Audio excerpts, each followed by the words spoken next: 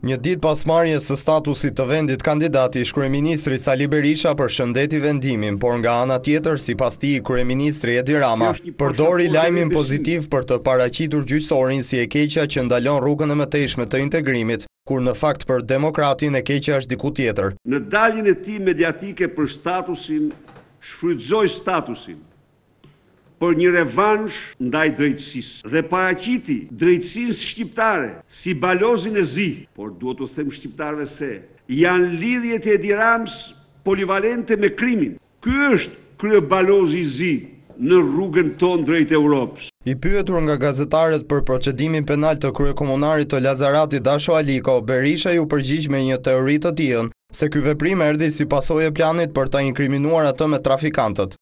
Ku flen lepuri tek Dasho Aliko, ja u themu.